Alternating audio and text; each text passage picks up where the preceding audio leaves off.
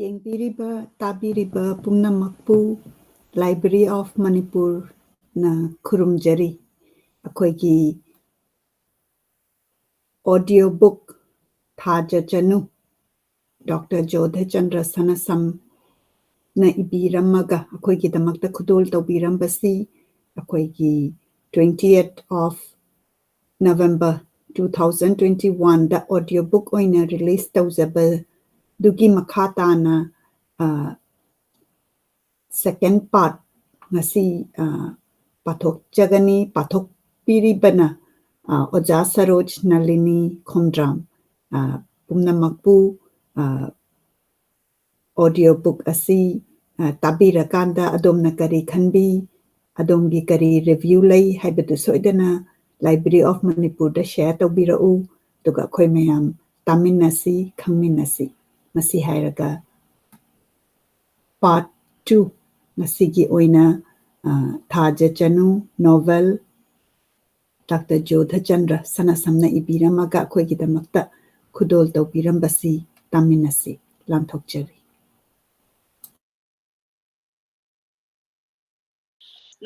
Nomadongi korau amasung Thaja ani unahaliba novel ama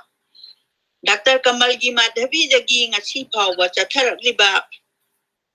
Manipuri novel gi khongchat asi phanadi sanglabani chahi jama sugadaba chahi 10 mukta ngaisilak-labani adugu khorirol gi machalase mapung phana lesha tamduna singlon ma panlana manam yan thokpa ngamdana lakdi masigi maramdi lamdam masida aiba pumba saireng amadi wari machada mai loina onchinduna leibanani adugu pamatoi chuba chaija asiyo rakpadadi yamna committed oiba Nobel iba khara thorakle adugu pamatoi chuba chaija asi horakpadagi di yamna committed oiba Nobel iba khara thorakle makoigi manungda ahum dang panba tarabadi Khetri Bira BM Maisnamba amadi Dr. Jodha Chandra Panbayari Novelist ahum ase tangeng lurabadadi machak khando pham khangloi adugu machat amamam puduna thoklakliba aiba ahumni aina makoigi joint novelist haina nusina kauje Khetri Birana misangi punsi yekna bohna bada ungning sangdi BM Maisnambana historical perspective lomda sangsin hiduna wari gilangla kaya singkolali ani asidagi pungkhen khenaba Dr. Jodha Chandra di machat amadi wakhalon kaya bu explore tawnaba hotnaba uri ohumak aikoi gidi lanni ama tekpada wadi khangna wat ho ra doba ai bangaktani maruina Dr. Jodha di political trinity haina khangnaba equality liberty and fraternity wuche na thajaba mini iradi novelist Charles Dickens chief of the humanitarian writer Kaunabagumna aikoi Dr. Jodha busu machak khangbibam thoklabani madi maithong yamba ai bani mahakabini wari macha ibani novelist ni adugi sumathakta madi isai mayek ibada lamyan basingi manungda amani mapa laitraba translator ni magi mapandagi aikoi amatang ngairaba folk epic khambathabi sairengbu ingrajida handoktuna mapangi apaba singi makut yohanba ngamkhrabani khambathobina iwang ma lan khrabada Dr. Jodhana Chinglon manungda lehobadi tararoi Greek ki epic ani Odyssey amasung Iliad pu ingrajida handoktuna pahan kiba Alexander Pope ki thodang adumak mahakna tawra bani aduna mabu Manipur gi Alexander Pope ni haibada karisu lalaro magi Nobel da miyam na yingnari base matang jana mafam jana mana scientific temper hapchin nabo honaba si dagini hapchin nabo honaba achigini aduna mai supak labani magi mathokan ba DNA karam kawgani ngasi ase mioi baknai ase angak pada saukalabani punchi su angak pada complex oirabani adumang na em poster na haiki one of the reason why I stopped writing novel is that the social aspect of the world changed so much. I cannot put it into fiction. Adubu aikhoigi jodadi thonai asi lady somehow or other Pana Chayan Bapunchi or Basu Magi Nobel the Hapsin Nabahone. Barkerna Hirami no work of fiction would be accorded the name of novel unless it were a prose story picturing real life or something corresponding thereto. Hibaduma Mangonda totally. Lamchat ek pada Sankoli, Adubu Masagi, Lamchat Mamita Badi. Uri. Kay sukay di ay ba mata na masagi mamibu natuk tu na chat pangamban na te aduna Somerset maugam na saying na hiram lay all the character that we create but the copies of ourselves. Wapam asidi Leslie Stephen Nasugyan le. Mana hai every writer consciously or unconsciously put himself into his novel. Dr. Jodagi novel matang isang mga samapan matfugi matamdagi ay kuy na paba pangkre masagi punsi wari dayong pom oiba magi sugan novel lay sa tamle nang gidamag paru bada magi amang uringigi punsi mami panas kring na kangan kre. Handaki marin sugan novel at si madi hanagi adudagi top na tali. Wari kuti Lord kutsem setting mawong yan na mawong takre haining alem asimak konsil lagi kan bagi mawong ni adubu pana oidu na su masagi rut kap kauthokte singlo na question ba Manipur gi tameng long gi manung dalay ba tamay gi kachin amada wari poloy tal adubu apa ba singda novel ama da kadai pawbaning tambayay kadai pawda tasin bayay haibadu khangan na ba pawdamli Samna Harabada Mahaki Nobel Asidi, Maitay Nupigi, Lochali Basapi, Domaka, Pongan Bani, Laisak Tamhan Bani, Laisak Tamhan Bani, Nupigi, Tumina, fortitude, and the worthy aspect of ego, adore, Yakarul Satuna Hudopani, Adumaklai, Asigi Mamingshu, Nubi protagonist, Wiri Bigi Mingda, Thaja Chanu, Haina Mingtoli. Sahi ani jang na semlakpan novel ni pa abada ano ba mahau soy na panglagani khali lamit tumit tha bada su ai bana masana thengna ra pa seng ba paw de yung pam oira pana kalpana gi masak ni haiba ya haidaro adu poloi asi yeng urabadi ai ba se positive amani asa puri ba ai bani haibadu taseng na urai I nai tana duna awa ba poloi oiba pamja daba kuin Thaja Kobi amagi lamchat tayong pam oiba wari ni adubu yamna suspense lay na wari gi mayay da leplaga tungmang lanchin do na iba mawong ni ahan ba lamay her hangdo pada California gi samudra torban amagi kajarabad sa ama da Thaja Chanu apa basing na kengnay panduk adumakta da Thaja bu wakal khangan bi apunba apuna ba amada pugan bi Ningsing ba thok traba matanggi kaw krabawa ama hek ningsing na bo nabi ama oy na magi lamchat chagalai nupi oy raba su mini henjen baya dabi masagi hak masana ngaksa bangambi amagi masak lep lei semlei Thaja mayai oy ba mung amagi macha nupi ni mama na school ojani mapana dukan macha ama sum thamlam badagi Nescafe Amul Tata Food Product Singi agent oirakpa karbar wala ni manaw nupi amaga mopwa amaga lairi Delhi University da ingaji londa PhD loisalam daida mabu UN na paisa thangdo kadaba international efforts ki maramda training pi na ba khalak padagi khalam badagi parikha pass tawduna London da chalurabi ni World Space ki matang da seminar ama yaw bachat pada California ki samudra trobanda oiru bada mitna utna Thajagi Haisingba Maril Pava Aiban Pajana Udi Novella Magi Kwaidagi Luba Matangi Wari Mapum Adugi Sahopam Oidibani Zak Zapam da Q Lepada Brazil Nupa Amana Thajagi Maikeida Thajagi Mapaida Brazil Nupa Amana Thajagi Mapaida Nalakpadagi Watok na novela Sigi Maru Oiba Maru Kunpam Oidi Nupado police na Paki I Pine Toki Thajagi Ming Raji paper sing the Takatuna Ineraki Pauche da Maite Nupini Moirang Tem Thaja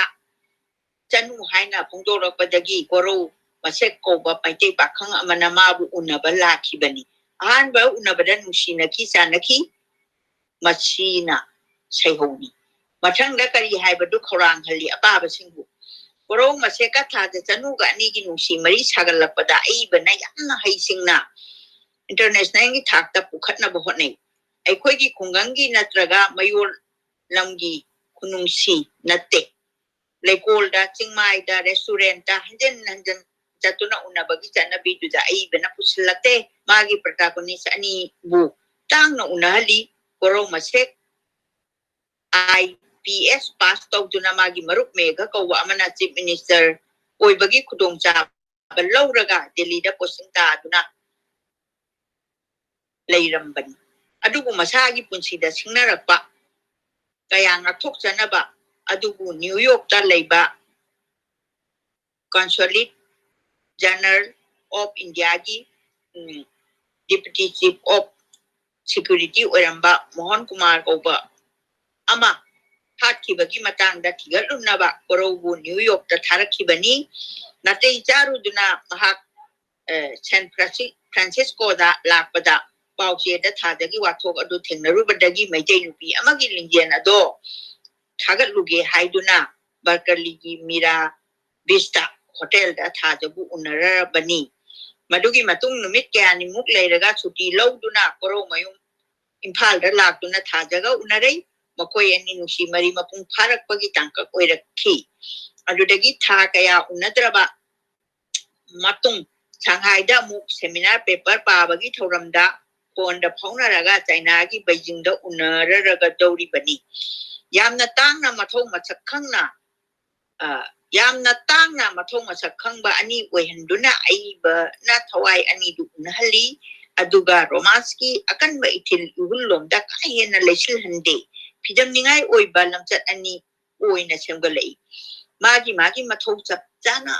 Adum Tohali Corona Mohan Kumar Hatkiba Misak Putoki Somda Thaja Diem Kolegi Oja Oi na Singtam Anigi Integrity Sagat Pada Nupi Ngakta Lup Ama Sembatuna Kunagi Apabatabak Sataraki Makoy Lup Adubu Makoyna Nushi Taibang Lekol Haina Toli Singi Nupi Mamanabi Ayola Su Atangba Memberni Novella Sigi Mayai Tansalapa Matanga Mohon Kumar Hatki Bagi Tijan Baldo Shalhali Matung Tarapada Makoy Animag Shanghai da Cheng Che Patok Satpadagi Horaga Ayam Badi Manipur Gilehau dan si Mari Mamun Parak Pak Lohong na Basem Sanarapa Madi Lohong Gada Banumidumni Manimit ni Tangai Raba Chingi Lalhok Shaba Mi Paraga Cheltan Bamanba Mi Karana Koro Budukan Amagi Manatagi Paki Pajaba Suspense Labor Plot Amasemlei Matang Asida Thaja Chanu Mating Aiba na Pajana Udi Mana Hijarapa Mahi Pumba Chijinahali Kok Laina London da Tamlakpa Charit Sarat Samurai Tangsang Paiba Machanga Tok Janaba Hek Tamlakpa Mahi Pumba Chijinarei Novel Ataida Inabagum Laibak Tok Tuna Thajana Kaktung Kide Ahing da Hogatuna Support Lampot Chizin Duna Tingi Lamdam Panki Aduda Magi Nushi Taibang Lekolgi Mama Nabi Ayola na Mapung Pan Mating Panki Tameng Longi Tamay Subdivision Gi Awang Nong Pokta Laiba Kadi Kunda Koro Paduna Tamli Haiba Chapchaba Pau Hangbadagi Tadana Chibaki Dana Daba Makai Magi Mat Tawai Gi Mabungo Adubukan na Buhana Ki Mais Paki Dr. Jodhagi handaki Nobel ase universal oiba thimdal lokhat lakpanina malem mi mafam amadagi mi amana pabada adum hekta loiragani malem konba plotni setting ni sangai tatpagi lambida Beijing panglingi da sabi chano ani gi nungsi panthungdi yongminna khrabani ka amada lemina duna amatta oikrabani adu paru ba mikupta thawai ani ase taibang do thungna haloi do raba kaina bana awa bana polo oigada ba manki adu ai bagi hai singba na thaja ko binupi protagonist asigi lamchatta mai ikpa matang hachilaki apa ba chingbu khap chokha hande kide adu gi suma thakta hek hawbadagi loiba phawbada afam ama ai bana sum leptuna puri khajik khajik kanthok tuna thamli phajaba lamdam samudra mapan jingpan ubada Thaja Chanu apunba amana hekta pubagum apuna ba amana hekta pubagum ungduna lehali madugi maram khangningki ai bana khaidokte adugo changhai gi thoram loire duna makaw yorpa da chara kobi tinbu lai pubi pupi amagi macindagi apa basingna taba phangdi koroga Thajaga mapok kaya dagi kaina mashalang laklaba laibak semlapa pungwani aiba taklak ki handaki mapok asidi thungno haiba laina tamli haina su bai biduna lai phau pirei adugu panghai haiba manki mamai thangda kadi tana masabi koro kannanaba ayola yauna chatpa makhoigi kangbu adugi khongchak ta thel mata amagi maya da thungminnaki kundugi akoiba amasung atopa thel amaga urakpadagi di sapham lampham chatlibi Thaja Chanu mamangi mapok mamita urakhi mafam aduda mana ising khongdagi ising chokhiba koroga makhoi ni nungsina khiba loinana ningsing hali aibana aduga novel achi thawai ani gi mapok kaya gi langdai olakhi thawai gi loinai daraba khongchat ama olhalakhi masidi tangna thokpa khusem ni hainingi Thajabu korobu khangnung nungsirakhi paruba chayon langon Thajabasu krak Thajilaki adumak novel asida korobu kaninglaki Thajabu sianingkide aibana adumak tawrakhi singdon amada yumdon pok amada lotuna thamliba korobu amutati unajage khan Thajana midna singna lalong yatuna singlaki sing macha dum atomda kakhaki taibang mapuna kubiki yumdu gi nupi yumbubi aduna ahingi mapan thokta yadaba matang yorokduna maning thongda tholaki adugu kudong chabadu logduna Thajana paisa piduna imungduda lona changminnaki koro pulibadi thadoki mipa chang libani khan mathang ka da tumramba nomai baiba naha ani do ka aduda mathang changraki adugu Thajaga koroga ani mak laksinki mangak tathangna sangna lenduna I chenhanduna thamlamki adugi matungda di nungandringagi adugi matungdi nungaibani nungandringagi tampak yokhinaba chenanaba honaba koro ga Thajaga kundugi machi amada lotuna gari ngaiba adugi talaktuda kampora mana kusinduna lengona duna makhoi ani taksinduna phaminaba apaba singi pamjagadaba koloini makhadi aibas na apaba singda dum khanjaro haina lang thoklam le aiba na sumna loisali nongdon Thaja su taramdai matamna loisilakpane nungsina jaba thawai ani ningba thungja hore dana achi mangai dana khandokla duna nga hageng duna leiki apaba singsu lamai khongthi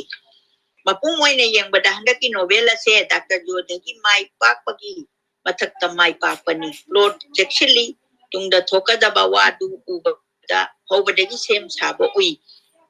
force landing amatta yaude dialogue yengbada chu note tobada di jam ngangna bini description gi matang da di thakha khon ba mawngni masana lam yamna koirakpagi mami chai langkoi wari oina paraga su yaba wari khuti ni इंग्राजी novel पाबगी महौ होगन बंगमी हाइनी अदुगी मथक्ता सेम मेघगी मतांगी वाफम पुसिलपना अपाबसिंग बु मणिपुर की लेंगाक मौंग सु मिट उहली कोरोना मणिपुर दा थबक पुरिंगै दा मागी पुंसी बु कंजनबा हौतक तलोट पा फजबा सबप्लॉट अमनी हाइनिंगी अदुगा नहारोल का काकनबा सिन हापा सिनेमा येंबगी महौ पीबा ngami matam na piba situation koro gi haisingba IPS officer amagi mangal ngakpani hainingi hoi Nobel umbani apaba singna hainingba wadi adum lefam thoi adubu Henry James na haibadu ningsing la iman hai neither critic nor reader should attempt to prescribe either subject or treatment to the novelist. Introduction to the portrait of the lady. Aduna kaishu hairun ngai leite khali Beijing da tour package tingi atai member singi mamang da koroga thajaga punna lekiba maitegi ithos da khajik onaba uba thajana koro kannaba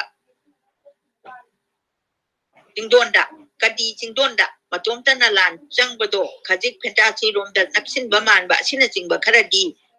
abasingna haiganba oi mathakta thajagi mandom cha amu hatpagi sin ama hapchinduna thujoktabra khalanba patang chu lairi unama oiduna su handaki Dr. Jodha gi Nobel asimadi aibase nupi protagonist sembada hithoi singthoi re haina utla dawa malem khona panarakpada superoida Nobel amani hainingi ibirapa salam tum asumna tangkak sima mu loisele Hojik Thaja Chanu Nobel ahan ba chapter pa ba hojare Thaja Chanu na ngahak mamang da khanki bani ngasi mayam koirak pachida ai yauramdrabadi ai mupangba mi amatta leiramaroi da bani chingthak tu yobaga makha da yingtharubada Samudragi ipak tu hek uruba mikup tu dadi maonda karino haipang khangdaba samin ama phaurakle asigumba samin asi hanasu ahum marirak thokrabani yamna tangna thui yamna tongal karino kadai da gilagi bano khangde ngasi mamang da uriba akoiba duna mabu mangdo na toba taibang amada puri masigi samin sibulagla badi sakhangdaba thoin singumba amana mahaku mabukning puba taibang amada hek puduna chatpagum taw ngasigi asumna singthak kumbadagi makhada ipakumba amaka uraba mangonda asigumba tongan ba malang khongoi amana hekta thengda taibang semba chinguba mahausa lairembigana manakta laktuna mangonda na pachingna karino khangdaba chibon hek ngangle mana ngang weringai class 5 tamlingai makura na magi machanupa thajagi di mabung amasung mache aduga maga pomina bo mopa makoi mari makuragi karduda loktak ta koiba ubiki sendra tingthaktagi loktaki pak ubada hanba oina maonda phauki bani ngasigi sambin asigumba ama mahak hatang tuminna lai tonglaba angang amagumna loktak ipak ta yengduna leiki machena thajanambu kaidorage loktak lairembina phado rabro nangbo hain lakna boy kari boy lao hai duna makut chambira duna mayam ni matung inakiban ngasi Thaja Chanu state of California gi Pacific coast da makoi khara koi balak minabani kamal manaktani lone cypress haiba resort dani jabak khaidat laga thamba man ba apak ba ngau ba nupak nungse singlak oina tawi sinthak tudagi mapan naidraba miyengi wang malana sandokriba Pacific Ocean urubadagi matchap leptana tuminna yengduna leithokre anakuina mamanabi betsina Thaja you lost haibadu mariang jungda kolakadagi mangrang da tawbagumna tawramba maithongdo magi hujiki taibangdu da khanghan hanjilale mana harai lupetsi the ocean down there looks so enchanting adu gatmin na sila o hai bagum makut na petchiki makwang kumba Kongom na thamlai makoi ani lakmina ba kangbu dudagi khongkap mga tara lai thahorabani betchina kam let's cause them up haiduna chingmai lambi juda yet lomda loiroi haiga kriba lambi juda makoi ani su kangbu dugi matung ina duna chakhatpa hore makoi kangbu du hodai resort dugi cafe duda breakfast hana chathokna ba chanari bani makoi loina ikhang khangi maram dinga sigi mamang ngarang makoi thunglaba numitu da punna phamina duna ngasigi side visitation sida chathagadaba program kupna khanakhrabani loan cyprus da visit tawbagi tanja ma phanglibase makoi gi hotel mira vista gi pick facni hotel dusu tourist homestay animak mi amat tanamapu oibani hai tour promotion leaflet tuda iribado koi loina pamina khrabani hojik cafe du irap laptre makoi mangda dum upude mayai oina chaurap tawi yamna nana luna en luhen wi singthaki khonglambi dina kat ani makta marep tangkhalagiba red my u pambina pareng sana lantak hori tha jana khali dijios makhalgi upambi si gumba mafam sida kamaina su phajana makalamna horamiba hoi tobagi budi Paris city mayai dagi aipertaw warta ba phana changli ba lambi dui matai da su moipul pambi paring san howi ko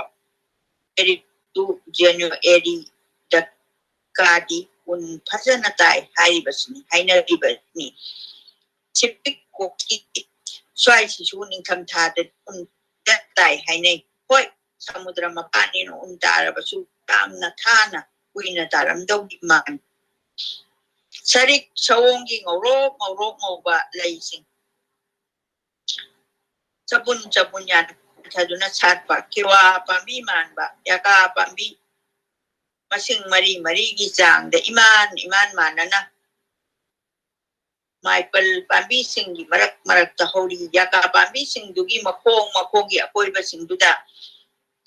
cyclamen primrose carnation star na chingba seasonal flower makal lagi lai mayam masuk makal suna sala duna yom sili yeng bada onthong na phajaba ama oina uri October tha maya silakwa abanina ma ching phana yokshin na ngangsilame ata ma ni gi matung dagi di mohoi ayo bi jangang sing laklani adudai di phajaba do asi oire ko haiduna khangnara ani thadana mabukning da khanjabani asumna mahausa akoi bagi tamak da taibangi ahiba khut yoksinduna do phajaba ama mamang da uriba do thadana duna leikiba da betchina khalai. This girl again, she has gone to her usual makari hadre makha tumina satminare maming cafe haja bagi wani manung dadi dining hall achoba magumbani food court pu manchilak le mayung na khawang oini phana chang na leram ni pa na nongpo nong chupni charam thaklam liban pa nupi langang punna kumputara mukpu helang bada ba mali tebal singduda amamam ta phamba su yauri ani marina kwesilaga phamba na ayambani chaura bakpak laba breakfast food stall do awang ba phaglang nak na sandok makhoi nupa ahum di breakfast pai ba hokre beef steak bacon boiled egg sangong glass amamam hawi betchiga thajaga di bakery item ching oina pai khali betchina cafe ani ne seri sweet pie pakte kappa masung ani ne pastry amane plate hakali thajana amka khara aduga mana yamna haujakiba friends krawasin ani aduga chicken patty amaga magi plate tu da hapsilai coffee cup amamam chupai cafe dugi nong chublom da phlang na pak thongnaw manakta mi ani gi oina thari ba table du da makoi ani to han phami laminari ba nupa ahum dugi marakta khara na ha oiba German duna makoi ani ta na ba kalap na hai ai koi gi timda laigi ani khak yawrai ana ai koi gi yamna hongjabani aduna aduga na koi ani na tongan ta dui ba honari ba kari gino phagi oina kap lapani betrina ta optuna kumi oh come on give the ladies some bread asai ayuk nganda dagi kanthana ba US SUV car amada adukuina tominar labu Japan ribara hai ba wata ama su betrina notchinki makogi maraktu da khara allu oiba friends pa duna watem silai yeah yes this is she is right breakfast jana Thaja na thongnau dagi mapalum da sumyang thoklu bada ocean gi mai do mu ure ma kui na yeng ludre ocean lom da chap yung na lukha chi tringai da anan bana pi jingbon gi saruk to cafe gi manung du dagi pa ana pak chau na lampak tong na sandok lamli lampak tu gi asong gi matai du da toina uganda ba so pine tree ko go uduna Khomdram na bambi ani ho go ure Thaja na betchi da hai adagi ubambi ani hori ba se betchi nang hangbra ngangna ba buddhi English londa ngangna bani khangde na koi English londa biso pine tree ko bani ID forester sunate betchi na sutamak te kana na khangja doi nege yamna phajabani yune betchi do hapet yeng lui koi ne he mau achina ngora mana su pandi sir nali masa su marong long de imne tingalaiba masa so kan makada khante thechariba sikama ina tawrijanu mana pumbo usama ton ani sina leba ta sot bo soro kimene nang haiba adune asigi upambi sigi yanna nungsiba ekogi cocktails amash le ang aduli une Singapore mamada masaya na phajabile thabi ama nungki gi lorang shu boile adana wari ho numit ko balai san bot agi nungki gi khongchat lai chabi se nungki gi uredo e chabi sigi masak mataudu da numit pu chumalami no madi numit na charak na le chabi sibu themlami e chabi sina yaram asumna nungki gi themak pasina mamai da le chabi sina haire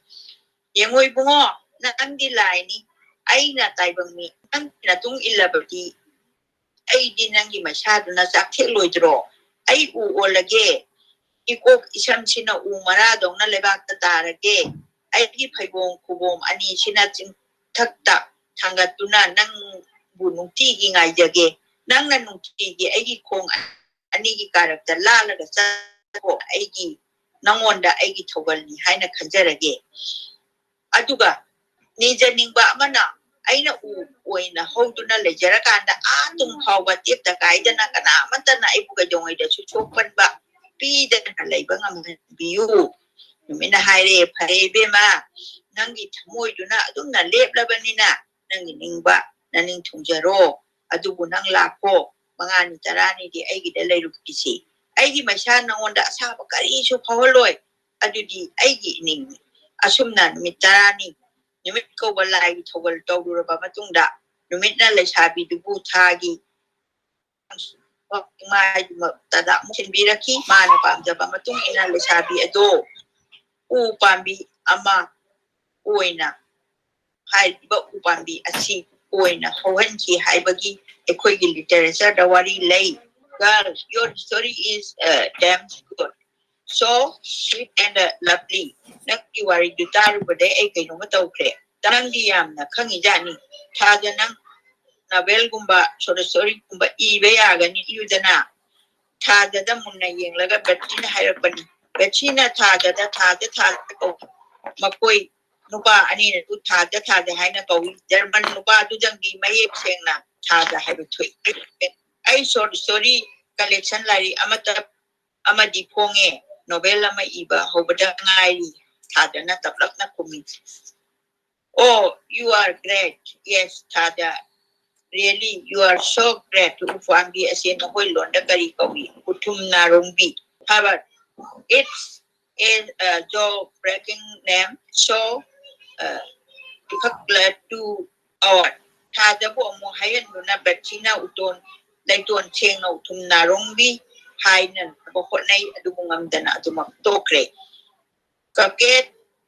sweet. By Java coffee tapal, Bredana Betty, way low, Gaharam Laga Hova Creta, the day coffee, and Ribani Dubunga Chinese, very as over do, standing monkey, Yunama overlay, Betty Batum in Cray. As I would have put down, way my arm to the Mokwani, no crabani, Lunan, ba, like the mook, flower, what did he cry, man, but sing that Sando, do not bite, Sando, bite, do not lay over my arm door, so over. Masa nantrik ba apel kamla sweet lemon hitung mapum anggur sarong makal butter maju yam na pasa ba maju ni makal yam na ba sanglen apuka ba he na sanglay na ba nganglay na ba yam na he na musilla ba makal singing aksang na ba strawberry blackberry doris plum hikana sing ba makal gi coffee kiwi fruit asoy masoy and melon watermelon awat heavy masung kanagi sure makoy ani o yummy ngasi di fruit mayam se takthara ge khangni hai na sonaki adubu bakery aesthetics tuna hana hoki badi due to besina mang tharga Tadana matung induna tapna apamba kanbagi matam lawi. Tada in matangi mi pareng deng ba hokrabani maga het tangna banupadu yam na wang jaw masamo pa bakang sari gumba mani haibase. Ada haipet kangrabani. Atum na torokani kakalude nupadu gi ta law ba makubam na tada gining yon da tapna tamlai. Tada kangi mamay practice duna paduda hangi misal. Therefore, just a friendly gesture. But did you mean friendly gesture? You are not my friend, nor am I to you. Madam, yang sinakren padu ki mamaidu, o ki mamaidu na torable. Come on, I didn't mean any harm. Hai na kumle. Talu saute ang over my kongdong ang sinkre mana ni tu. Ayo bidang ang sinkre na anidu ayo bidang ang sinkre kataram dre betchina thaja dre patepan hangla dis kumlam dre tay karana so hangla pani kari mata kumlam dre masagi dre tu lambida kelna bat sa batakalo na duna ke sa tay na thambat table ahang ba amada thamlam laga Khomdram mayada thamachet saba counter table amalai badu tana chakre table dugi maninda assistant manager kumba man ban ama family badu tamna tangsin kre nu badu da kaino ama thokre khangba mali pugobal thajana hare please call 911 yes ma'am may I know anything the matter please it's urgent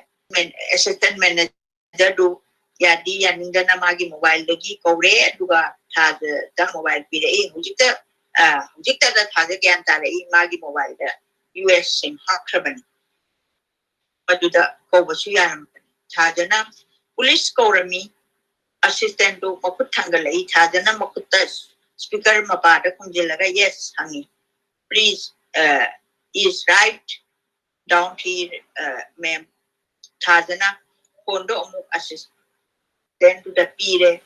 resort to get a matatong labor police outpost the police habit of Haina Poke. Tanda to the Asaki Mizaudo, Makoi from the Sangsile, Tadana assistant manager to the Kalapna High. Please stop that here. Sir, please stay there. This is police business. Assistant do not have a matang side the debate to Makwigi Nupa own the shoot had a limanata, label, kari no murum hunade. Tazana Makol Hadilaga Punamaka Tamle. Transuki Jelian Dugadi Mijau do that sound of Palap Yingi, German Judy and Lamde, Hoji all day home, resort to that uniform set security Nupa and Dulatuna Leblare, Mijau do Nam Duna Sangsilla Lake Kalambagum, Sangsilla Kalambagum Toki at Sangsilla Clay, Washum Tokna Patare, Kalamale Matung in a river, Mamma Navakanano, Dunamoque, and Makwegi, table to the Hamsa Dunawa Kanake, Assistant Sergeant Amaga. Hope Aniga Sutunglade, Tadana Mijau do the Domina Tilaga this guy molest me, hide. Molest me, hide. Did he sexually harass me? Yes. Asumna, Makoi, Matang, complaint on a Police officer do Mamai Kampam later, but on not a ray, Mawa Kalkan playing up you hijacking a Jangang Narura, Gamayam, Jangla E. Mayam, the Wamata the gay, may I eat Nuba acid, not a pub. It had to over Kanayawi. And I said, Mamija, do you man in the Lepa Nupi, Amaga Nuba, Aniga do over Nimakoi Mapan, the back that you go Balapangatani, or Kikari legal Maris. Marasin da tiyan ninge aduna tumina le thoklami biko ngai hat kana ba phawda witness kana ta tholak trabada thaja koiga lamina ba jaman duna kumlai ai o howi mem na haiba se asumbani sargi mengna kari call T80 Gauss is an address 47 Nuremberg Germany khara hena chawa police team amasu thunglare Police ki Tabakta Yamna Hibaman Bakara Alu Eraba, Sergeant Amana Lusing Lei, Sumnagi Quaidagi Ko Mangagani, Sergeant Officado Mokoi, Mataduga Mamit Arang Baduga, CIN Waller Sumari, Nasai Emergency Call, Amatoram Laga, Wallo Sindana Toki Baduda Sinaraduna, phone number report, like GPS na. Red Toga Lapani Hana Tamlare, Hanagi officer Mazab the Di Akupa Marol Lore, Sergeant Ahalduna Mijau to the Hangi, Sar, no wonder Sar, Amato Vision Sana Yabra, Ya de Pumlan Lali, Tangabaku, Lemina Badu, Soydana Tenga Kibani, Soydana Tenkibani, Lemina Baduda, you Lemina Baduda Soydana Tenkibani. I apologize to Rabani, Masi lady as a monk Jamnakali. Mijau to give Mamai to Opi, Mamai da, Asumasum Naxilei, Oganupi to Timina Labangam Latramane, Conjet Kalapna Yanchilei, Masigi, Nupase, Liar, Minam Batinchi Bani, I win Ohui, Manas a Takibaka and Tabagi Tabakto, backtracking, Nazar among Ruinas a Takibani. Kapegi assist manager to have Nang Nasanariba Mayandukaya, Pojang Ludana Magi Dex, Makada Labor. CCTV came monitor do da kari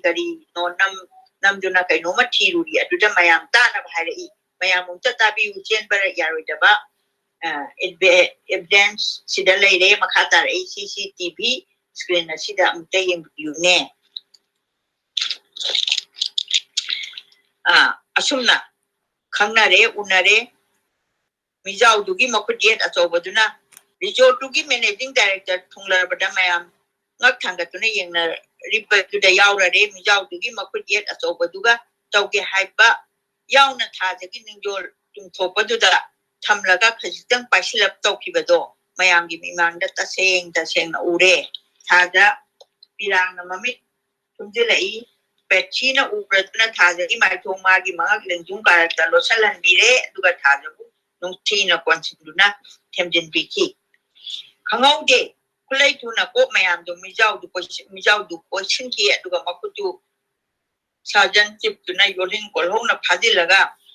simpa pura balai shon tinchol man ba paring ama thiba dona barang thirei Mr. You are under arrest nang na haining ba loina haiba yagani aduga nang nangang ni sabi basing do nang nasagi mayokta hanna uthagrabati madunangi naranay nawa chani you are free to call your lawyer. You can do it right here or at the office นักคุยไหนผู้ค้าไปยาเลยนักคุยไอ้ขนาดของคำริบมาเลยมีเจ้าอยู่ในจังทุกทั้งนั้นบราซิลกีประเด็นนี่ให้บรรจุให้บรรจุให้ระบชูนัตระบชูฟุตบอลสโตร์เปเลนี่ให้ระบชูนั่งนั่งโหลดทุกอย่างระบนี่นั่งบุคาระบนี่นั่งนั่งให้นิ่งบุพุนมาการมาพุลิสดีพาร์ตเมนต์เนี่ยโปรแกรมลูกนั่งให้ไปยากันเนี่ยเขาจิตนั่งไอ้คุยกับสัตว์ละสิละโอเจ้าดูตาเชนเอาบราซิเลียนเวรัมเล่ชาจังขี้กระมหายนะชาจังจิบจูเฮกขังดีบางชายดีมีเจ้าดูอังกฤษอดุมนิที่หนังงางบางอังคีบันนี้เขาจิกมาโรลชูดว่าชัดสินนักแคร์สปานิกลอนชูนัตเตโปรตุเกสไฮอังกฤษก็ยันชินนังงางเราปัจจุบันมีอะไรนะอามาตะโอยนะเราเช่นบางอันนำเดรถ้าเกิดเป็นการที่บรรพาดูนะเห็นอังกฤษงางไปมานะมีเจ้าดูได้อินเตอร์พิเตอร์โอยแคร์มีเจ้าดูมีเจ้าดูบราซิลกี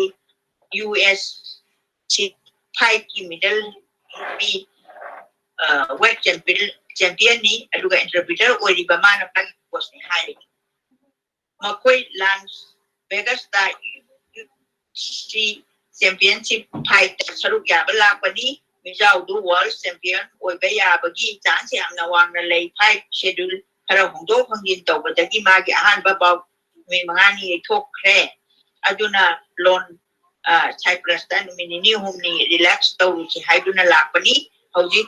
กุลิสอาจุน่าโคตรที่อาศินบัดก็เช่นเช่นอาจุน่าเลยนะบัดกี้มากี่ไพร์เชดูน่าทุกที่ไปย้ายมารามาชินากันที่ตาแต่นะบ่บราซิลที่อัมเบซิก็ว่าตามนั้นจะเกมมาดูจังทีวีให้อาจุน่ากันแต่มาบอก calm down we can postpone the hearing 15 days 1 month 6 months everything can be arranged adubu priority di FIR amma hana restart opportunity adugi matung ta badi well out tong na ba sinasira kari to ba ya ba ge hai ba to doin mag department office nga na to ba ya gani ti to areng pucha bagi phibam da leire police na pubo ta chat pa mata re managing director duna makoi ani casual visitor ra natraga holiday hongi ka da start out alai bara guest la hang bada guest ni hai adu di ka gi so piram mo hai adu officer duna so do police ki custody da matang khara thang ibatari hai duna so do man pa sin re receipt ama thamlami mamang da chathari ba police ki action paring du ubada tha da do khan ba horak le ai koi kangbu na khan na ba thoram ma yaw ba la ni be chibu ai yaw baจิตเท่าเราดูริจาละสิ่งที่หนุ่มนางบ่ปากขัดบ่หุรักเลยออฟฟิศาดูนะท่าจะกิมิงจะฮีเอาจิกิเลยพัง permanent address phone number นะจริงบ่ easily sports spare passport visa นะจริงบ่สุดเจ็กตัวแม่อามาไอ้คุยอดุมดาอยากมาให้จิตจะนะบ่คนนะกันนี้อดุบุแม่ไอ้คุยอดุมดาอยากมาให้เยลักจะนะบ่คนนะกันนี้อดุบุมาตั้งนายาแต่วันนี้คุยปอกปอกันนี่การพเนี่ยถ้าดูประจาระวันนี้คุยจะปอกพิรามูให้นะเจมาเจอามาดับโฟนนัมเบอร์อิเชลล์ก็เจมาเจตูชาจะแต่พิรามละกันนุปะอันนี้ดูจะน่าจะเคร่ถ้าจะออฟฟิศให้ไปได้กี่เห็นนะทำอะไรให้ทำขังเดินนะเลยหูวี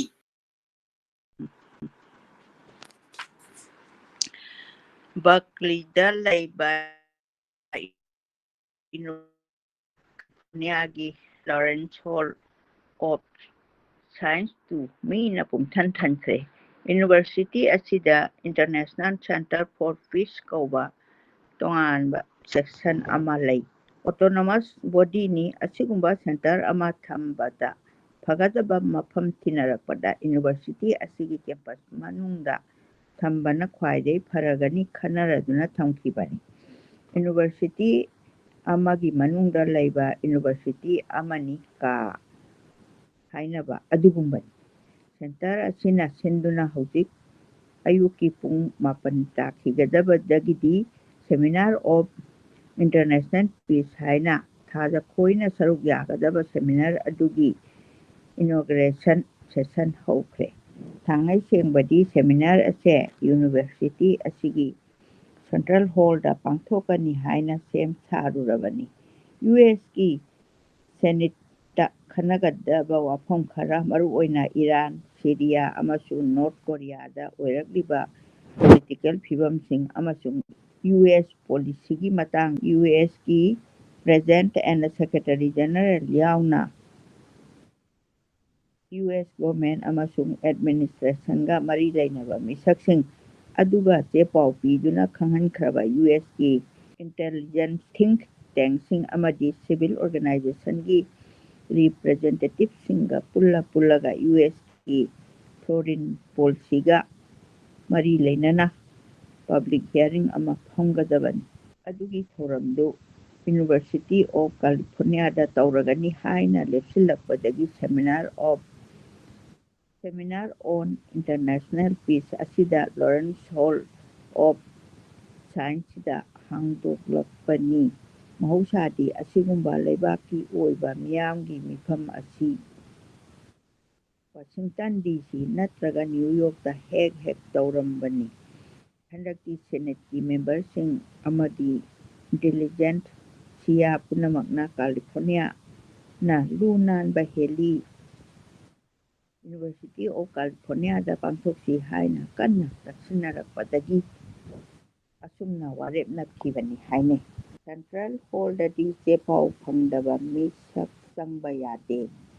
ꯂꯥꯛꯂꯤꯕ ꯃꯤ ꯈꯨꯗꯤꯡꯃꯛ formal ꯁꯨꯠ ꯁꯦꯠꯄ, ꯅꯦꯛꯇꯥꯏ ꯄꯨꯟꯕ ꯃꯤꯁꯤꯡ ꯉꯥꯛꯇꯅꯤ꯫ World ꯄꯤꯁꯀꯤ ꯃꯤꯐꯝꯒꯤ hall ꯑꯁꯤꯗꯗꯤ ꯈꯨꯗꯛꯇ spot registration, delegate fees ꯄꯤꯔꯒ ꯌꯥꯎꯕ ꯌꯥꯝꯅ ꯌꯥꯎꯔꯤ꯫ ꯃꯤꯆꯝ ꯃꯌꯥꯝꯁꯨ ꯇꯥꯕ ꯑꯃꯁꯨꯡ ꯈꯟꯅꯕꯗ ꯌꯥꯎꯕ ꯐꯪꯕ ꯍꯥꯏꯕꯁꯤꯁꯨ ꯌꯥꯝꯅ ꯐꯖꯕ ꯋꯥꯈꯜꯅꯤ꯫ ꯃꯐꯝ ꯑꯁꯤꯗ ꯇꯤꯜꯂꯤꯕ ꯃꯤ ꯃꯈꯜ ꯁꯨꯔꯦ꯫ ꯖꯤꯟꯒꯨꯝꯕ ꯏꯖꯤ ꯀꯦꯖꯨꯑꯦꯜ ꯋꯦꯌꯔ ꯑꯥꯎꯠꯐꯤꯠ ꯁꯦꯠꯄ ꯆꯥꯕ ꯅꯍꯥꯔꯣꯜꯁꯤꯡꯅ ꯑꯌꯥꯝꯕ ꯑꯣꯏꯅ ꯇꯧꯏ꯫ ꯏꯅꯣꯒ꯭ꯔꯦꯁꯟ ꯁꯦꯁꯟ ꯃꯇꯝ ꯆꯥꯅ ꯂꯣꯏꯈ꯭ꯔꯗꯨꯅ ꯁꯦꯃꯤꯅꯥꯔꯒꯤ ꯑꯍꯥꯟꯕ ꯄ꯭ꯔꯤ-ꯂꯟꯆ ꯁꯦꯁꯟ ꯍꯧꯔꯦ꯫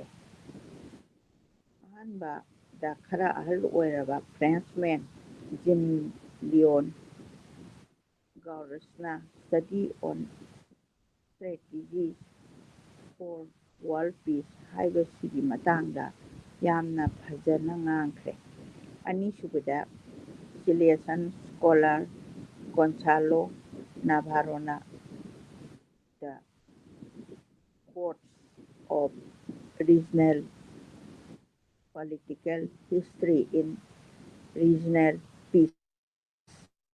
ꯉꯥꯡꯂꯒ ꯂꯟꯆ ꯂꯥꯎꯊꯣꯛꯂꯦ꯫ ꯄꯣꯁꯠ-ꯂꯟꯆ ꯁꯦꯁꯟꯗ ꯏꯪꯂꯦꯟꯗꯒꯤ ꯅꯣꯇꯤꯡꯍꯥꯝꯁꯤꯌꯔꯗꯒꯤ ꯕꯦꯠꯁꯤ ꯔꯣꯖꯣꯏꯗ the feminist view on human rights for world peace ꯖꯔꯃꯅꯤꯒꯤ ꯅ꯭ꯌꯨꯔꯦꯝꯕꯔꯒꯇꯒꯤ ꯀꯥꯔꯜ ꯐ꯭ꯔꯤꯗ꯭ꯔꯤꯛ ꯒꯥꯎꯁꯅ the dogma of university nations for international peace ꯑꯃꯁꯨꯡ ꯏꯟꯗꯤꯌꯥꯒꯤ ꯃꯅꯤꯄꯨꯔꯗꯒꯤ ꯂꯥꯛꯄ ꯊꯥꯖ ꯆꯅꯨꯗ ꯗ place for rights of indigenous peoples in world peace indigenous peoples in world peace ꯍꯥꯏꯕꯁꯤ ꯉꯥꯡꯈꯤ꯫ ꯃꯈꯣꯏꯒꯤ ꯏꯟꯁꯇꯤꯇ꯭ꯌꯨꯠꯇ ꯔꯤꯁꯔꯆ ꯁ꯭ꯀꯣꯂꯔ ꯑꯣꯏꯅ ꯂꯩꯔꯤꯉꯩꯗꯒꯤ ꯒ꯭ꯔꯨꯞ ꯗꯤꯁꯀꯁꯟ, ꯗꯤꯕꯦꯇꯤꯡ, ꯏꯟꯁꯄꯦꯛꯇꯔꯤ ꯁ꯭ꯄꯤꯆꯅꯆꯤꯡꯕ ꯐꯖꯅ ꯁꯔꯨꯛ ꯌꯥꯕ ꯉꯝꯕꯒꯤꯗꯃꯛ ꯊꯥꯖꯕꯨ ꯃꯈꯣꯏꯒꯤ ꯑꯣꯖꯥꯁꯤꯡꯅ ꯊꯥꯒꯠꯄꯤꯗꯨꯅꯇ ꯂꯥꯛꯈ꯭ꯔꯕꯅꯤ꯫ ꯖꯔꯅꯦꯜ ꯑꯣꯐ ꯄꯤꯁ ꯁꯤꯝꯄꯣꯖꯤꯌꯝ ꯁꯦꯃꯤꯅꯥꯔ ꯀꯌꯥꯗ ꯇꯣꯄꯤꯛ ꯀꯌꯥꯒꯤ ꯃꯔꯝꯗ ꯋꯥ ꯉꯥꯡꯂꯛꯈ꯭ꯔꯤꯕꯅꯤ꯫ ꯑꯗꯨꯒ ꯃꯈꯣꯏꯒꯤ ꯔꯤꯁꯔꯆꯀꯤ ꯁꯔꯨꯛ ꯑꯃ ꯑꯣꯏꯅꯁꯨ ꯃꯤꯌꯥꯝ ꯃꯥꯡꯗ ꯋꯥ ꯉꯥꯡꯕ, ꯄꯕ꯭ꯂꯤꯛ ꯁ꯭ꯄꯤꯀꯤꯡ ꯍꯥꯏꯕꯁꯤꯒꯤ ꯃꯇꯥꯡꯗꯁꯨ ꯇꯠꯇꯅ ꯅꯩꯅꯔꯛꯂꯕꯅꯤ꯫ ꯃꯈꯜ ꯃꯈꯜꯒꯤ ꯄꯕ꯭ꯂꯤꯛ ꯁ꯭ꯄꯤꯀꯤꯡ ꯇꯝꯗꯨꯅ ꯃꯗꯨꯗꯒꯤ ꯁꯥꯖꯦꯜ ꯍꯟꯖꯤꯟ ꯇꯧꯗꯨꯅ ꯂꯥꯛꯂꯕꯅꯤ꯫ ꯃꯈꯣꯏꯒꯤ ꯏꯟꯁꯇꯤꯇ꯭ꯌꯨꯠꯇ ꯃꯈꯣꯏꯒꯤ ꯑꯣꯖꯥꯁꯤꯡꯅ ꯄꯦꯠꯁꯤꯗ ꯃꯕꯥꯅꯤꯕꯨ ꯍꯟꯖꯤꯟꯅꯁꯨ ꯊꯥꯒꯠꯄꯤꯔꯛꯂꯕꯅꯤ꯫ ꯑꯗꯨꯃꯛꯄꯨ ꯏꯟꯇꯔꯅꯦꯁꯅꯦꯜ ꯑꯣꯗꯤꯌꯦꯟꯁ ꯑꯃꯒꯤ ꯃꯃꯥꯡꯗ ꯋꯥ ꯉꯥꯡꯕꯁꯦ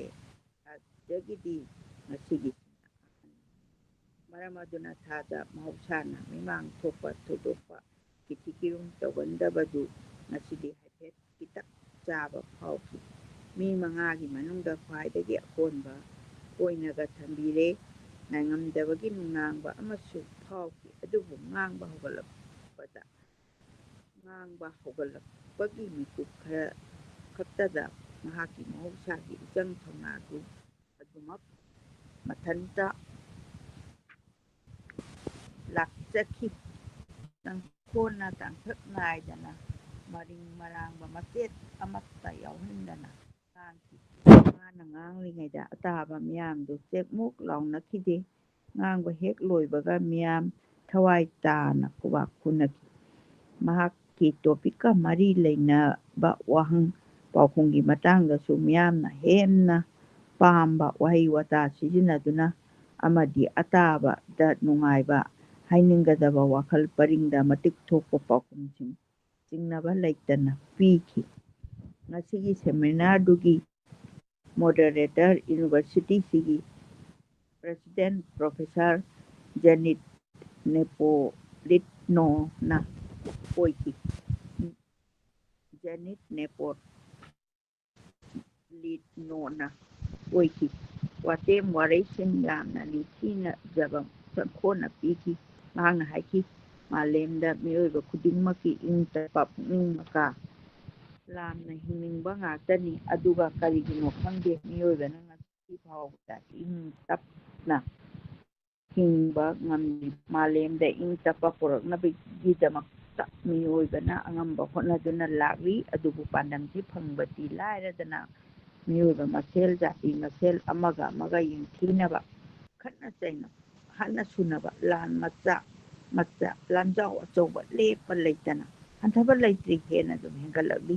ꯄꯥꯝꯗꯕ ꯊꯧꯗꯣꯛꯁꯤꯡ ꯑꯁꯤ ꯊꯣꯛꯇꯅꯕ ꯃꯥꯂꯦꯝꯒꯤ ꯂꯩꯄꯥꯛ ꯀꯌꯥꯅ ꯄꯨꯟꯁꯤꯟꯗꯨꯅ ꯋꯥꯔꯜꯗ ꯕꯣꯗꯤ UN ꯍꯥꯏꯕꯗꯤ ꯌꯨꯅꯥꯏꯇꯦꯗ ꯅꯦꯁꯟꯁ ꯁꯦꯝꯂꯛꯈ꯭ꯔꯤꯕ ꯑꯁꯤꯅꯤ꯫ ꯌꯥꯝꯅ ꯀꯤꯅꯤꯡꯉꯥꯏ ꯑꯣꯏꯔꯤꯕꯗꯤ UNꯅ ꯈ꯭ꯋꯥꯏꯗꯒꯤ ꯍꯥꯟꯅ ꯄꯥꯏꯈꯠꯈꯤꯕ ꯃꯤꯁꯟ ꯑꯦꯁꯥꯏꯟꯃꯦꯟꯠ ꯏꯖꯔꯦꯜ ꯄꯦꯂꯦꯁꯇꯥꯏꯟ ꯀꯟꯐ꯭ꯂꯤꯛ ꯉꯁꯤ ꯐꯥꯎꯕꯗ ꯂꯩꯈꯥꯏ ꯇꯥꯕ ꯉꯝꯗ꯭ꯔꯤ꯫ ꯑꯆꯧ ꯑꯆꯧꯕ ꯂꯩꯄꯥꯛ ꯀꯌꯥꯅ ꯁꯦꯟꯖꯥꯎ ꯕꯤꯂꯤꯌꯟꯁ ꯄꯨꯊꯣꯛꯇꯨꯅ ꯖꯥꯇꯤ ꯑꯅꯤꯒꯤ ꯃꯔꯛꯇ ꯂꯩꯔꯤꯕ ꯃꯨꯛꯅꯕ ꯑꯁꯦ ꯅꯦꯝꯊꯈꯤꯅꯕ ꯍꯣꯠꯅꯗꯨꯅꯇ ꯂꯥꯛꯂꯤ꯫ ꯑꯗꯨꯕꯨ ꯐꯒꯠꯂꯛꯄꯗꯤ ꯂꯥꯏꯔꯗꯅ ꯃꯐꯝ ꯑꯁꯦ ꯇꯦꯔꯣꯔꯤꯁꯠꯁꯤꯡꯒꯤ ꯆꯥꯒꯣꯛ ꯅꯥꯌꯣꯛꯐꯝꯕꯨ ꯑꯣꯏꯁꯤꯜꯂꯛꯂꯤ꯫ ꯍꯦꯟꯅ ꯆꯥꯎꯊꯣꯛꯂꯛꯂꯤ꯫ ꯑꯗꯨꯝ ꯑꯣꯏꯅꯃꯛ ꯑꯩꯈꯣꯏ ꯍꯟꯕ ꯂꯦꯞꯄ ꯌꯥꯗ꯭ꯔꯤ꯫ ꯉꯁꯤ ꯑꯩꯈꯣꯏꯅ ꯄꯥꯡꯊꯣꯛꯂꯤꯕ ꯁꯦꯃꯤꯅꯥꯔ ꯑꯁꯤꯃꯛꯁꯨ ꯑꯩꯈꯣꯏꯒꯤ ꯄꯥꯟꯗꯝꯁꯤ ꯐꯪꯅꯅꯕ ꯑꯩꯈꯣꯏꯅ ꯍꯣꯠꯅꯃꯤꯟꯅꯔꯁꯤ ꯍꯥꯏꯕꯒꯤ ꯁꯔꯨꯛ ꯑꯃꯅꯤ꯫ ꯌꯨꯅꯤꯚꯔꯁꯤꯇꯤ ꯑꯁꯤꯒꯤ ꯀꯦꯝꯄꯁꯁꯤꯗ ꯄꯤꯁ ꯁꯦꯟꯇꯔ ꯑꯃ ꯂꯤꯡꯈꯠꯈꯤꯕ ꯑꯁꯤꯁꯨ ꯄꯥꯟꯗꯝ ꯑꯁꯤꯒꯤꯗꯃꯛꯇꯅꯤ꯫ ꯅꯨꯄꯤ ꯐꯥꯎꯕ ꯌꯥꯎꯗꯨꯅ ꯊꯥꯖ ꯆꯅꯨ ꯑꯃꯗꯤ ꯕꯦꯠꯁꯤ ꯔꯣꯖꯣꯏꯅ ꯁꯔꯨꯛ ꯌꯥꯔꯤꯕ ꯑꯁꯦ ꯑꯩꯉꯣꯟꯗ ꯌꯥꯝꯅ ꯅꯨꯡꯉꯥꯏꯖꯕ ꯐꯥꯎꯏ꯫ ꯑꯩ ꯏꯁꯥꯃꯛ ꯅꯨꯄꯤꯅꯤꯅ ꯃꯈꯣꯏ ꯑꯅꯤꯅ ꯊꯣꯏꯗꯣꯛ ꯍꯦꯟꯗꯣꯛꯅ ꯉꯁꯤ ꯑꯁꯨꯛ ꯐꯖꯅ ꯉꯥꯡꯈꯤꯕ ꯑꯁꯤ ꯑꯩ ꯌꯥꯝꯅ ꯆꯥꯎꯊꯣꯛꯆꯩ꯫ ꯑꯩꯈꯣꯏꯒꯤ ꯒꯦꯁꯠ ꯁ꯭ꯄꯤꯀꯔ ꯅꯨꯄꯥ ꯑꯍꯨꯝꯁꯤꯅ ꯁꯥꯟ ꯐ꯭ꯔꯥꯟꯁꯤꯁꯀꯣꯒꯤ ꯐꯤꯁꯔꯃꯦꯟ ꯍꯥꯔꯕꯔꯗ ꯀꯣꯏꯕꯣꯏ ꯁꯣꯄꯤꯡ ꯇꯧꯕꯣꯏ ꯀꯔꯤꯕꯣꯏ ꯆꯠꯂꯨꯈꯤꯒꯦ ꯍꯥꯏꯗꯨꯅ ꯊꯥꯖꯒ ꯕꯦꯠꯁꯤꯒꯁꯨ ꯃꯈꯣꯏꯅ ꯂꯩꯕ ꯍꯣꯇꯦꯜꯗ ꯊꯝꯕꯤꯔꯝꯂꯒ ꯐꯣꯔꯗꯔꯁ ꯐ꯭ꯌꯨꯌꯦꯜ ꯕ꯭ꯔꯥꯟꯆ ꯌꯨꯅꯤꯚꯔꯁꯤꯇꯤꯒꯤ ꯀꯥꯗꯨꯗ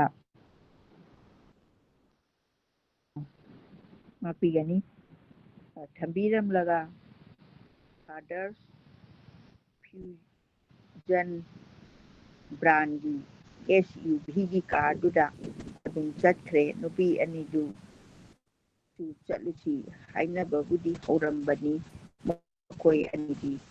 ꯋꯥꯔꯒꯦ ꯍꯥꯏꯗꯨꯅ ꯂꯩꯍꯧꯔꯤ꯫ ꯃꯈꯣꯏ 5ꯃꯛ ꯍꯌꯦꯡ ꯅꯨꯡꯗꯥꯡꯋꯥꯏꯔꯝ ꯇꯥꯅ ꯆꯠꯂꯒ ꯍꯪꯆꯤꯠꯀꯤ ꯅꯣꯡꯉꯥꯜꯂꯝꯗꯥꯏꯗ ꯇꯣꯉꯥꯟ ꯇꯣꯉꯥꯟꯕ ꯔꯨꯠꯁꯤꯡ LAX LAX ꯏꯌꯥꯔꯄꯣꯔꯠꯇꯒꯤ ꯄꯥꯏꯅꯈꯤꯒꯗꯕꯅꯤ ꯍꯌꯦꯡ ꯑꯌꯨꯛ ꯑꯃꯒ ꯅꯨꯡꯊꯤꯜ ꯃꯐꯝ ꯑꯃꯒ ꯂꯩꯔꯤ ꯑꯇꯩ ꯌꯦꯡꯂꯨꯗ꯭ꯔꯕꯁꯨ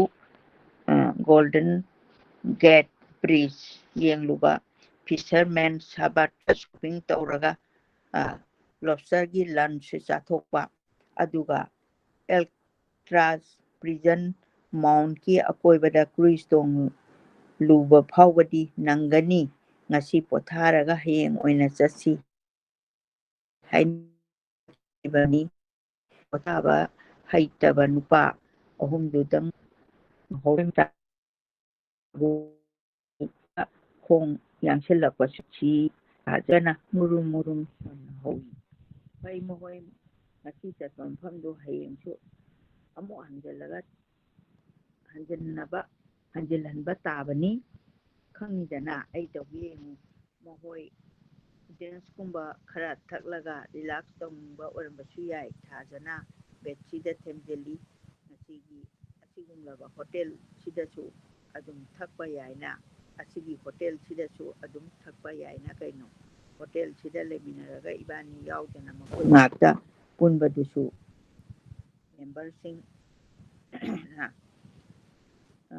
ꯃꯦꯝꯕꯔꯁꯤꯡ ꯑꯣꯏ ꯈꯜꯂꯝꯕꯁꯨ ꯌꯥꯏ ꯃꯈꯣꯏ ꯄꯤꯄꯜ ꯑꯣꯏꯔꯒꯗꯤ ꯃꯣꯏ ꯃꯔꯛꯇꯨꯗ ꯑꯗꯨꯝ ꯐꯝꯕ ꯌꯥꯏꯅ ꯀꯩꯅꯣ ꯃꯈꯣꯏꯅ ꯊꯛꯄꯗꯨ ꯏꯕꯥꯅꯤꯁꯨ ꯊꯛꯀꯦꯗꯤ ꯍꯥꯏꯔꯣꯏꯗꯅ ꯕꯦꯠꯁꯤ ꯊꯥꯡꯉꯩ ꯁꯦꯡꯅ ꯋꯥꯔꯧꯕ ꯃꯥꯟꯁꯤꯜꯂꯛꯂꯦ ꯊꯥꯗ ꯃꯈꯥ ꯇꯥꯕ ꯉꯝꯗ꯭ꯔꯦ ꯕꯦꯠꯁꯤꯅ ꯑꯃꯨꯛ ꯍꯥꯏꯔꯛꯏ ꯆꯠꯊꯔꯦ ꯐꯔꯦ ꯃꯥꯏ ꯃꯤꯠ ꯇꯥꯊꯣꯛꯑꯒ ꯏꯕꯥꯅꯤꯁꯨ ꯉꯥꯏꯍꯥꯛꯇꯪ ꯐꯝꯁꯤ ꯑꯩꯒꯤ ꯀꯥꯗ ꯂꯥꯛꯑꯣ ꯀꯣꯜ ꯗ꯭ꯔꯤꯡꯛꯁꯀ ꯀꯩꯅꯣ ꯈꯔ ꯊꯛꯁꯤ ꯊꯥꯖꯈꯣꯏꯅ ꯂꯩꯅꯅꯕ ꯂꯦꯛ ꯆꯥꯅꯅꯕ ꯁꯤꯜꯂꯝꯂꯤꯕ ꯃꯐꯝꯁꯤ ꯍꯣꯇꯦꯜ ꯃꯤꯔꯥ ꯚꯤꯁꯇꯥꯗꯅꯤ ꯃꯈꯣꯏ ꯑꯅꯤꯒ ꯁꯦꯀꯦꯟ ꯐ꯭ꯂꯣꯔꯗ ꯅꯨꯄꯥ ꯑꯍꯨꯝꯗꯨꯒꯤ ꯐꯣꯔꯠ ꯐ꯭ꯂꯣꯔꯗ ꯍꯣꯇꯦꯜ ꯃꯤꯔꯥ ꯚꯤꯁꯇꯥ ꯂꯨ ꯅꯥꯟꯕꯗ ꯃꯃꯤꯡ ꯆꯠꯄ ꯍꯣꯇꯦꯜꯅꯤ ꯁꯥꯟ ꯐ꯭ꯔꯥꯟꯁꯤꯁꯀꯣꯗ ꯀꯣꯏꯕ ꯂꯥꯛꯄ ꯁꯦꯜ ꯄꯥꯏꯕ ꯑꯌꯥꯝꯕꯅ ꯍꯣꯇꯦꯜ ꯑꯁꯤꯗ ꯂꯩꯅꯕ ꯉꯥꯛꯇꯅꯤ ꯍꯣꯇꯦꯜ ꯑꯁꯤꯒꯤ ꯈꯔ ꯋꯥꯡꯈꯠꯄ ꯐ꯭ꯂꯣꯔꯗ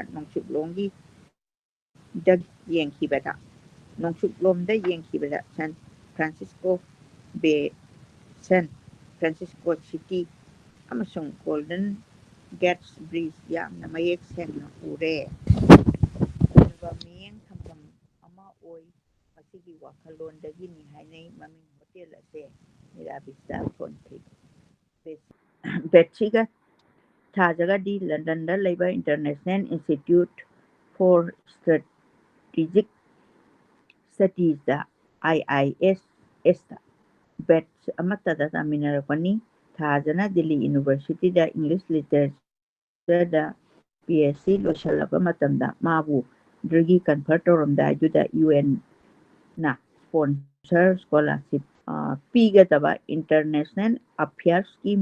ꯂꯝꯗꯥꯡꯗ ꯇꯝꯍꯟ ꯊꯤꯖꯤꯜꯍꯟꯅꯤꯡꯕꯗ ꯃꯇꯤꯛ ꯆꯥꯒꯗꯧꯕ ꯀꯦꯟꯗꯤꯗꯦꯠ ꯊꯤꯕ ꯂꯥꯛꯈꯤꯕꯅꯤ MA PhD ꯗꯤ ꯂꯣꯏꯒꯗꯧꯔꯕ ꯑꯗꯨꯒ ꯂꯣꯏꯔꯕ ꯅꯍꯥꯔꯣꯜ ꯅꯨꯄꯥ ꯅꯨꯄꯤ ꯀꯌꯥ ꯏꯟꯗꯤꯌꯥꯒꯤ ꯃꯐꯝ ꯀꯌꯥꯃꯨꯛꯇꯒꯤ ꯗꯤꯜꯂꯤꯗ ꯂꯥꯛꯇꯨꯅ ꯔꯤꯇꯟ ꯇꯦꯁ ꯑꯃꯁꯨꯡ ꯕꯤꯕꯥ-ꯕꯣꯁꯤꯗ ꯍꯨꯞꯇꯨꯅ ꯊꯥꯅꯈꯤ ꯏꯟꯗꯤꯌꯥꯗꯒꯤ ꯊꯥꯖꯒ ꯅꯍꯥ ꯅꯨꯄꯥ ꯑꯃꯒ ꯃꯈꯣꯏ ꯑꯅꯤ ꯈꯜꯂꯛꯈꯤ ꯊꯥꯖꯕꯨꯅ ꯊꯥ 2ꯒꯤ ꯃꯅꯨꯡꯗ IISS ꯂꯟꯗꯟꯗ ꯃꯤꯡ ꯆꯟꯅꯅꯕ ꯔꯤꯄꯣꯔꯠ ꯇꯧꯔꯔꯣ ꯍꯥꯏꯅ ꯆꯦ-ꯄꯥꯎ ꯊꯥꯔꯛꯈꯤꯕꯅꯤ ꯃꯤꯒꯤ ꯑꯐꯕ ꯃꯇꯝ ꯍꯥꯏꯕꯗꯨ ꯁꯤ ꯑꯣꯏꯔꯦꯀꯣ ꯍꯥꯏꯅ ꯊꯥꯖꯅ ꯈꯟꯖꯈꯤ PhDꯒꯤ ꯗꯤꯀ꯭ꯂꯦꯌꯔ ꯇꯧꯕ ꯅꯨꯃꯤꯠ 2 ꯁꯨꯕꯗꯨꯗꯅꯤ ꯄꯣꯠꯌꯥꯝ ꯄꯨꯔꯒ ꯃꯌꯨꯝꯗ ꯍꯟꯅꯅꯕ ꯁꯦꯝ ꯁꯥꯕ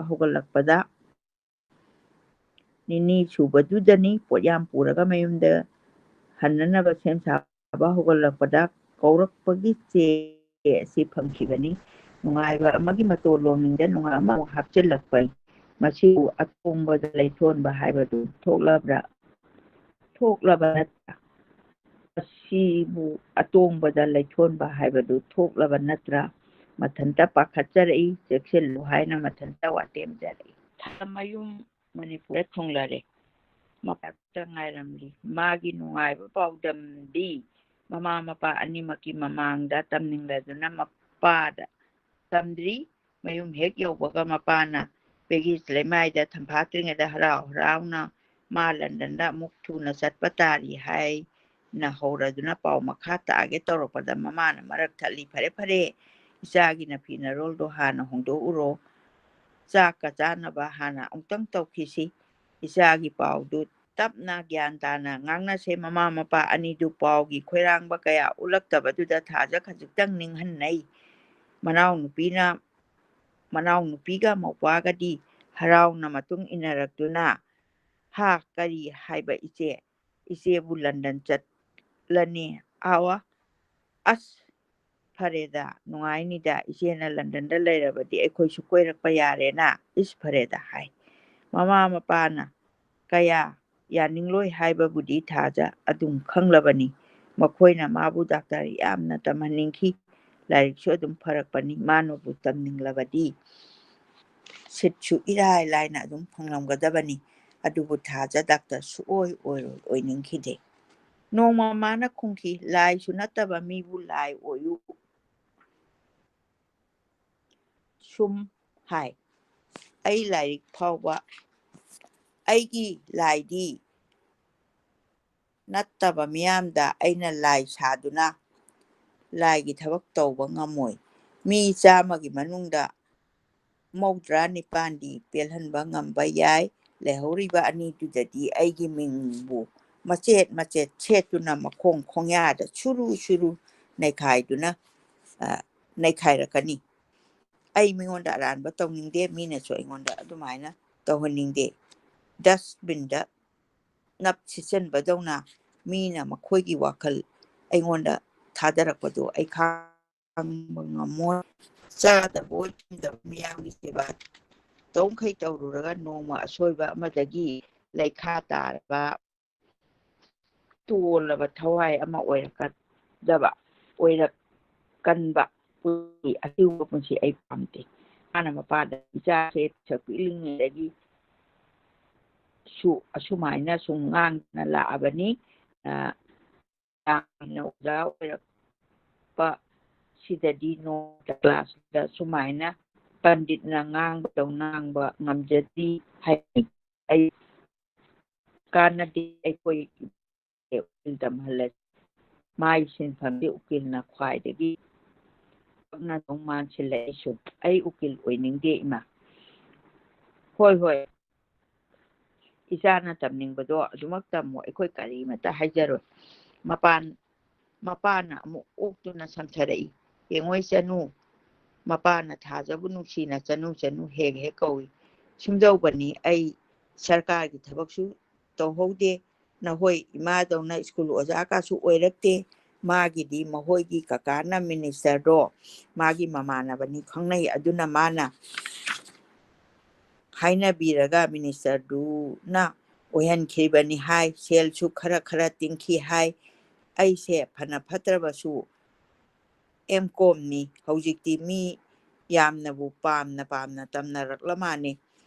mantrida IAS officer sel lawi kaina wanomudawdo ai hede tawrakte ai grocery dukan macha amadagi horokhibani sumaina horakhiba aina hojik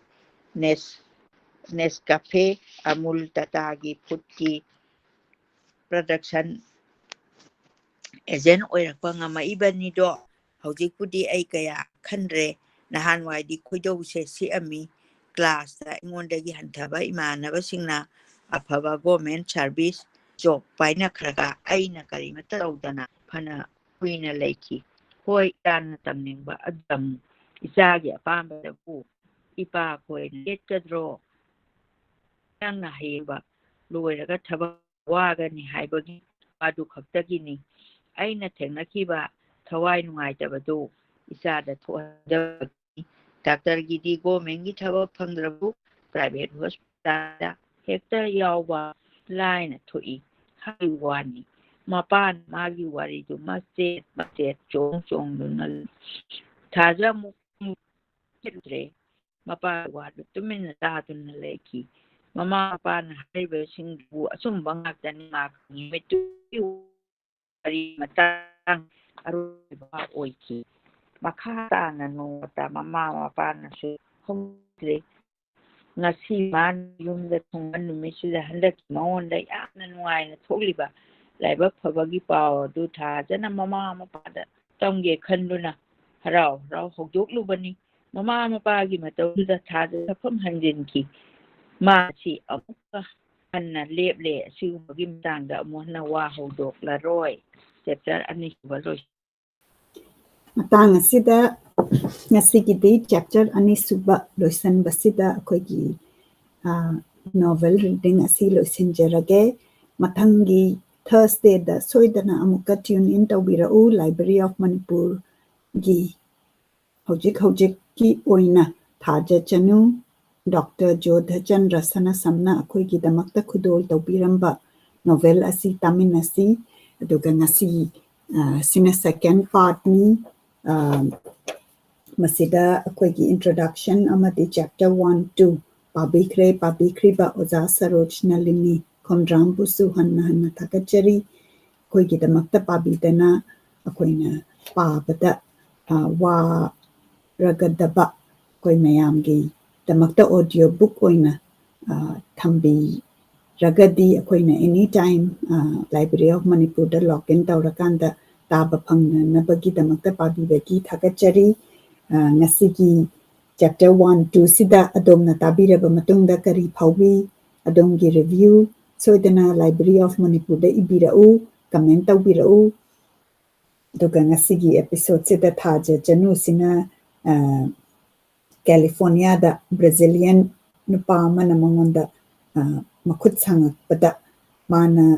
stand up ꯇꯧꯕ ꯑꯗꯨꯒ ꯑꯣꯊꯣꯔꯤꯇꯤꯗ ꯇꯥꯛꯑꯀꯥꯟꯗ ꯅꯨꯄꯥꯁꯤ ꯐꯥꯍꯟꯈꯤꯕꯗꯨ ꯅꯨꯄꯤ ꯑꯃ ꯑꯣꯏꯕꯒꯤ ꯃꯥꯒꯤ ꯀꯔꯦꯖ, ꯃꯥꯒꯤ ꯒꯠꯁꯇꯨ ꯎꯠꯄꯅꯤ꯫ ꯑꯗꯨꯅ ꯑꯗꯣꯝꯅ ꯊꯥꯖ ꯆꯅꯨꯁꯤ ꯑꯌꯥꯝꯕ ꯃꯇꯝꯗ ꯑꯩꯈꯣꯏꯒꯤ ꯃꯅꯤꯄꯨꯔꯒꯤ ꯁꯣꯁꯥꯏꯇꯤ, ꯃꯅꯤꯄꯨꯔꯗ ꯅꯠꯇꯅ ꯅꯨꯄꯤ ꯑꯣꯏꯕꯁꯤꯡꯗ ꯃꯈꯨꯠ ꯁꯥꯡꯉꯛꯄ ꯀꯥꯟꯗ ꯇꯨꯃꯤꯟꯅ ꯂꯩꯔꯒ ꯀꯅꯥꯝꯇ ꯇꯥꯛꯊꯣꯛꯇꯕ ꯑꯗꯨꯒꯨꯝꯕꯒꯤ ꯀꯦꯔꯦꯛꯇꯔꯁꯤꯗ ꯌꯥꯝꯅ ꯁ꯭ꯇꯔꯣꯡ ꯑꯣꯏꯅ ꯎꯠꯄꯅꯤ꯫ ꯑꯗꯣꯝꯅ ꯀꯔꯤ ꯐꯥꯎꯕꯤ ꯍꯥꯏꯕꯗꯨ ꯁꯣꯏꯗꯅ ꯑꯩꯈꯣꯏꯗ ꯁꯦꯌꯔ ꯇꯧꯕꯤꯔꯛꯎ꯫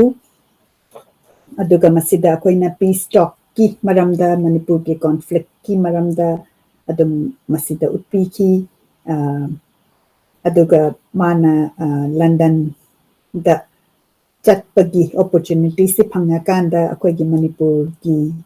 ꯁꯤꯅꯥꯔꯤꯑꯣꯗ ꯃꯥꯅ ꯀꯔꯤ ꯄꯥꯝꯖꯕ ꯑꯗꯨꯒ ꯃꯃꯥ ꯃꯄꯥꯅ ꯀꯔꯤ ꯄꯥꯝꯖꯕ ꯍꯥꯏꯕꯒꯤ ꯑꯩꯈꯣꯏꯒꯤ ꯍꯧꯖꯤꯛ ꯁꯣꯁꯥꯏꯇꯤꯗ ꯊꯣꯛꯏꯕ ꯗꯥꯛꯇꯔ ꯑꯣꯏꯍꯟꯅꯤꯡꯕ, ꯑꯗꯨꯒ ꯃꯆꯥꯅꯨꯄꯤꯅ ꯀꯔꯤ ꯑꯣꯏꯅꯤꯡꯕ, ꯑꯗꯒꯤ ꯑꯩꯈꯣꯏꯒꯤ ꯒꯚꯔꯟꯃꯦꯟꯠ ꯖꯣꯕꯀꯨꯝꯕ ꯇꯧꯕꯗ ꯄꯩꯁꯥ ꯄꯤꯕꯒꯤ ꯁꯤꯒꯨꯝꯕ ꯌꯥꯝꯅ ꯐꯖꯕ ꯁꯣꯁꯥꯏꯇꯤꯒꯤ ꯃꯔꯝꯗ ꯔꯤꯐ꯭ꯂꯦꯛ ꯇꯧꯔꯀꯥꯟꯗ ꯅꯣꯚꯦꯜꯁꯤꯗ ꯎꯠꯄꯒꯤ ꯃꯇꯥꯡ ꯑꯗꯨꯅꯤ꯫ ꯃꯊꯪꯗ ꯀꯔꯤ ꯂꯥꯛꯀꯅꯤ ꯍꯥꯏꯕꯗꯨ ꯑꯩꯈꯣꯏ ꯃꯌꯥꯝ ꯉꯥꯏꯃꯤꯟꯅꯁꯤ, ꯇꯥꯃꯤꯟꯅꯁꯤ꯫ ꯉꯁꯤꯒꯤꯗꯃꯛꯇꯗꯤ ꯄꯨꯝꯅꯃꯛꯅ ꯇꯥꯕꯤꯕꯒꯤꯗꯃꯛꯇ ꯈꯨꯔꯨꯝꯖꯔꯤ꯫ ꯑꯁꯣꯏ ꯑꯉꯥꯝ ꯌꯥꯎꯔꯒꯁꯨ ꯉꯥꯛꯄꯤꯌꯨ ꯍꯥꯏꯅ ꯅꯤꯖꯔꯤ꯫ ꯑꯗꯨꯒ ꯃꯊꯪꯒꯤ ꯊꯔꯁꯗꯦꯗ ꯁꯣꯏꯗꯅ ꯑꯃꯨꯛ ꯑꯩꯈꯣꯏꯒꯤ ꯐꯥꯏꯟꯗꯤꯡ ꯗ ꯚꯣꯏꯁꯦꯁꯀꯤ ꯌꯨꯇ꯭ꯌꯨꯕ ꯑꯃꯗꯤ ꯐꯦꯁꯕꯨꯛ ꯆꯦꯅꯦꯜꯗ ꯂꯥꯏꯚ ꯊꯥꯖꯔꯛꯀꯅꯤ꯫ ꯃꯊꯪ ꯇꯥꯔꯛꯄ ꯅꯣꯚꯦꯜꯒꯤ ꯆꯦꯞꯇꯔꯁꯤꯡꯁꯤ, ꯑꯗꯨꯒ ꯔꯤꯂꯤꯁ ꯇꯧꯈ꯭ꯔꯕ ꯆꯦꯞꯇꯔꯁꯤꯡꯁꯤꯅ ꯂꯥꯏꯕ꯭ꯔꯦꯔꯤ ꯑꯣꯐ ꯃꯅꯤꯄꯨꯔꯗ ꯆꯪꯕꯤꯔꯒ ꯑꯦꯅꯤ ꯇꯥꯏꯝ ꯑꯗꯣꯝꯅ ꯇꯥꯅꯤꯡꯕ ꯃꯇꯝꯗ ꯇꯥꯕꯤꯌꯨ꯫ ꯑꯗꯨꯒ ꯃꯌꯥꯝꯗꯁꯨ ꯃꯁꯤꯒꯤ ꯑꯣꯗꯤꯑꯣ ꯕꯨꯛꯁꯤ ꯂꯩꯔꯦ ꯍꯥꯏꯕꯁꯤ ꯁꯣꯏꯗꯅ ꯁꯦꯌꯔ ꯇꯧꯕꯤꯌꯨ꯫ ꯑꯩꯈꯣই ꯃꯌꯥꯝ ꯇꯥꯃꯤꯟꯅꯁꯤ, ꯈꯪꯃꯤꯟꯅꯁꯤ꯫ ꯑꯩꯈꯣꯏꯒꯤꯗꯃꯛꯇ ꯌꯥꯝꯅ ꯐꯖꯔꯕ ꯈꯨꯗꯣꯜ ꯗꯥꯛꯇꯔ ꯖꯣꯙ ꯆꯟꯗ꯭ꯔ ꯁꯅꯥꯁꯝꯅ ꯊꯥꯖ ꯆꯅꯨ ꯍꯥꯏꯔꯤꯕ ꯅꯣꯚꯦꯜ ꯑꯁꯤ ꯏꯗꯨꯅ ꯊꯝꯕꯤꯔꯝꯃꯦ꯫ ꯑꯗꯨꯒ ꯃꯁꯤ ꯑꯩꯈꯣꯏꯒꯤ ꯌꯪꯒꯔ ꯖꯦꯅꯦꯔꯦꯁꯟꯗ ꯒꯤꯐꯠ ꯑꯣꯏꯅ ꯊꯝꯕꯤꯔꯝꯕꯅꯤ꯫ ꯑꯩꯈꯣꯏꯒꯤ ꯌꯥꯝꯅ ꯆꯥꯎꯊꯣꯛꯆꯅꯤꯡꯉꯥꯏ ꯑꯣꯏꯔꯕ ꯃꯅꯤꯄꯨꯔꯤ ꯂꯤꯇꯔꯦꯆꯔ ꯑꯗꯨꯒ ꯔꯥꯏꯇꯔꯁꯤꯡꯒꯤ ꯋꯥꯔꯗꯁꯤꯡꯁꯤ ꯑꯩꯈꯣꯏ ꯈꯪꯃꯤꯟꯅꯁꯤ, ꯇꯥꯃꯤꯟꯅꯁꯤ ꯍꯥꯏꯅ ꯑꯣꯗꯤꯑꯣ ꯕꯨꯛ ꯑꯁꯤ ꯁꯦꯝꯕꯒꯤ ꯏꯅꯤꯁꯤꯌꯦꯇꯤꯚ ꯂꯧꯖꯕꯅꯤ꯫ ꯊꯥꯒꯠꯆꯔꯤ꯫